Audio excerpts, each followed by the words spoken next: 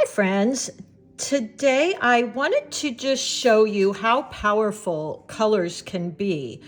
So today what I'm going to be doing is two different little paintings here and inviting you guys to try this as well.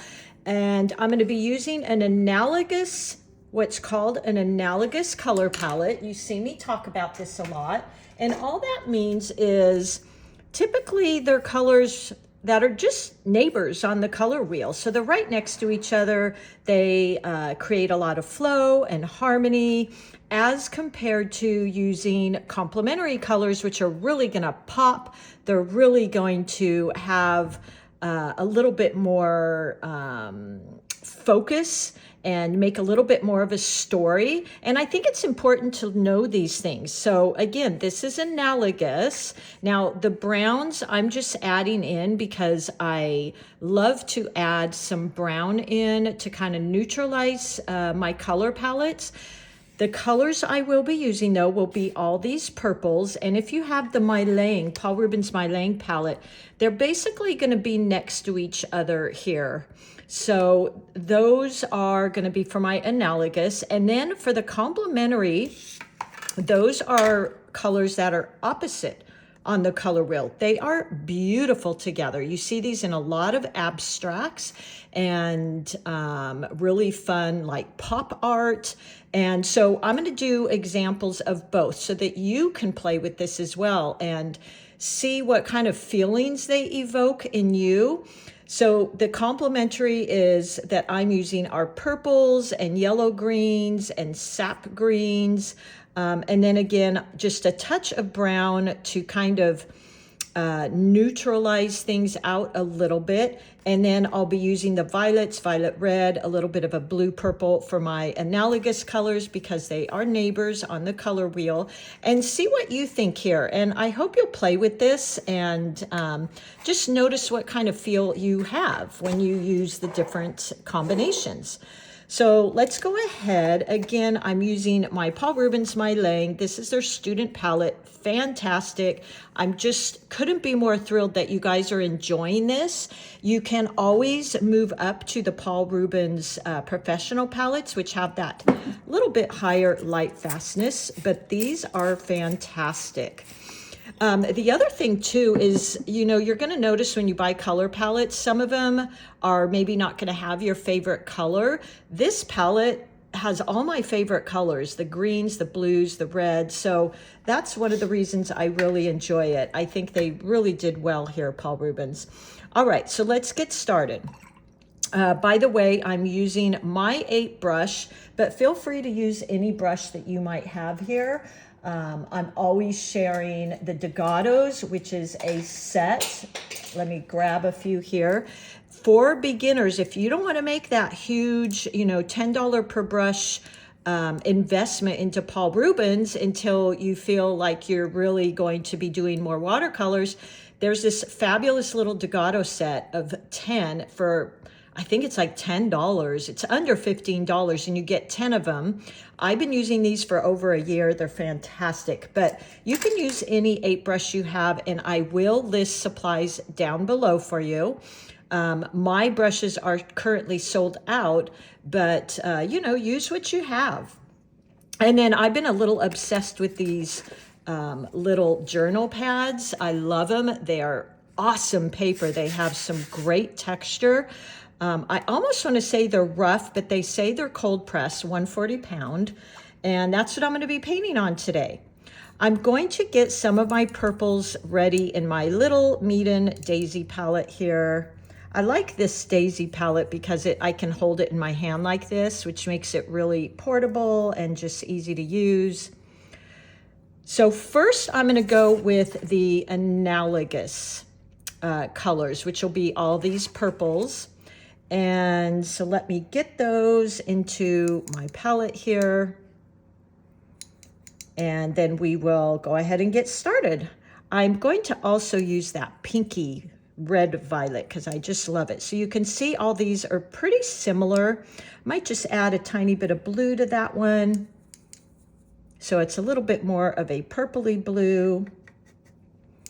And then here's our other colors. So you can see those three colors, I hope. They're a little bit different, but very close.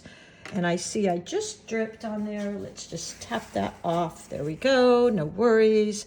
And let's do a little painting with these. Now I'm gonna be doing everything in these three colors. So I'm not gonna add in that green. I'm not gonna add any other colors in except for a little bit of brown. And just take a look at what you feel when you use these colors next to each other on the color wheel. Let's start here. So I've got my brush here. I'm going to rest my hand on the side, and I have filled my brush with paint. It's about 50 pigment, 50 water, and I'm just gonna tap, tap, tap. Maybe just add a tiny bit of water because we wanna start lighter first. And then let's just go in and start painting a couple little flowers. I'm going to keep this very simple because I just want you to see the color palette and what you feel from that. I'm using the point of my brush, and then I'm using the side, a little bit more pressure, like that. And let's go in, we'll do another one. And if you need to, use those guidelines. So what I mean by that is you can draw a little center. Let me get a pencil. You can draw in the center and then put 5 lines coming out. You want to make sure all your petals are facing back to the center of your flower so they don't look wonky. And let's go ahead and keep going here, keeping this pretty simple. And I just use the side of my brush. I use the point to kind of add in any little details. I'm using different values. Let's just add in some of the other purples. Ooh, look at, isn't that pretty? Yeah, I've been a little obsessed with purple lately, in case you hadn't noticed. So we've got a purple flower here. Then I think I'll do a little bud. So let's just do a little bud up here. And you can use all these purples so you can make it interesting, just like that. Maybe another little bud coming out right here, just using the side of my brush and then up on the tip to kind of shape and form my flowers. Now again, I'm not gonna use green for the stems. I'm gonna use my purples. So coming out here, just up on the tip of my brush. You can do this, guys. Have fun with it. I find when I'm painting and it's like, I don't have to show this to anyone. I don't have to gift this. I can just play. That's when I always do my best work. I remember when I was doing lots of commissions and I would get to a point where I was like, oh, I just don't like this. So now I might as well just play with it and do something, you know, because it doesn't matter anyways, not going to use this one. And all of a sudden I would do something really amazing and fantastic. So when you don't have that pressure, it's so much better, guys. And you get this freedom and you don't feel restricted. I'm going to add some little grasses in here, but I think you're getting the idea of this. There we go. Just adding some fun little leaves, playing with, look how pretty that is, by the way. So there you go. You kind of get an idea of when you're using an analogous color palette, I hope. And play with this. Pick your own colors. There we go. Maybe we have something coming out here.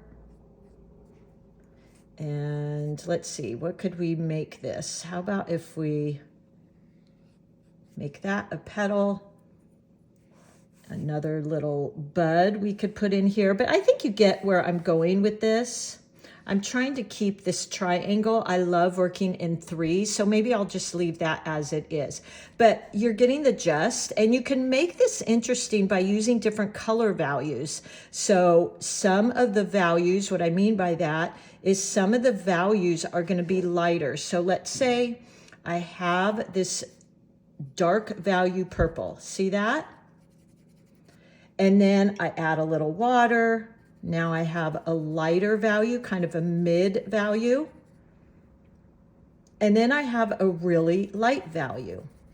So especially when you're using analogous colors that are right next to each other, you want to make sure you're creating some depth and interest by incorporating all those values. Contrast, that's one of the components of composition, is using contrast. So you can use contrast with different colors. You can also use contrast with size, and also like here with values. So you've got contrast between your darkest value, which is probably 80% pigment, 20% water, mid value, which is probably 50-50, and then your lightest value. So look at that contrast between these two. Isn't that beautiful? And it makes it interesting, even though we're using only 3 colors. So this is your analogous. Let me just write that on here. Analogous. So even analogous colors can be really fun and exciting. Now let's paint a similar thing here, but we're going to pop in some of the complementary colors, opposites on the color wheel. So purple, opposite is green. So we're going to add in some of that and just see what you feel as I'm painting here, or if you're following along, what you feel here. So let's start with our flower here. We've got this fun little flower. Let's pick up some other colors using the side of my brush, and then I just go up on the tip and play with drawing in, kind of refining some of those lines, but leaving lots of white space too, notice. See, I just do that kind of automatically. And then let's do another little flower here, our bud. Up on the tip. Add in some blue there. Just playing with all of that. And before those dry too much, I will go in and add in that pop of green, and wait till you see the difference. Here's another little bud up on the tip. There we go. Add in some different colors. Okay, now I'm going to pick up my green. So let me get some of that sap green in my palette here. There we go. I think the other green I'm picking up is actually a little bit brighter green. So I'm going to start out and just go into these paintings. Now watch this, the difference. So here we go. Look at that. See that different feel? It's really dynamic, isn't it, when you do that? Point, press, point, press, point, press. Just creating those, but look at the pop. So I'd love to hear, you know, what do you tend to lean towards? And you know what? I just realized I didn't even add in brown, but that's kind of good because I really want you to see the difference in the two palettes and see what attracts you. You probably have a way of painting and a color palette that you really like. Here's another little bud here, and then clean off my brush, pick up some of that green, tap, tap, tap. And, you know, use these colors intentionally. I think that's the main point of this, to know. I feel like most people won't go for the analogous because unless you're intentionally doing it and you know that's what you want to do, because we always feel we have to add in other stuff. But you can really have fun with the analogous colors by just playing with those values. So I'm adding in some darker values, and look at how those pop. They just pop out in front. Maybe do this one here. And that's how you can kind of make an analogous color palette interesting. So here is the complementary. I'm still, by the way, playing with those values. Complementary. And here is this is a complementary, that's the analogous. So I hope this was kind of fun for you. I hope you felt something as I was painting these. And I'd love to hear what two colors you like or what analogous colors you lean towards. If it's the cool blues, a cool analogous palette, or maybe, as you've seen me paint with a lot lately, the reds and oranges and yellows. By the way, I typically, if I'm doing an analogous palette, I will try to use 3, max 4 colors right next to each other. And same with like blue and orange. Those are complementary. They're opposite on the color wheel. So they've got some real punch in there. All right, everybody, I hope this was kind of interesting and fun for you. This is like I said, a component of composition is where is your eye going, and using those values for contrast as well as a complementary color scheme for contrast. You can do either. You've got contrast between opposites. Here I'm creating contrast just with values. So I hope that was fun. I'd love to hear which kind of you felt more attracted to here. I'd love to know that. And happy painting. Make sure to check out, by the way, I have a free ebook. I have a free playlist here for you for the beginner. If you go to my homepage, there's all the playlists on there. You can search by different things you might be looking for. So take advantage of those. I've got almost 1,000 free tutorials on here. And by the way, if you want to go a little bit more in depth and have something a little bit more structured, I have my beginner's watercolor course, which I love. It's only $45. And you can do it over and over, tons of lessons, worksheets, but check out what I have for free for you as well. All right, everybody, happy painting, and thank you again for being here. I love the stories I hear. I love how you're feeling more confident and having fun and playing, and play with this too. All right, I will see you all in the next painting. And most of all, have fun.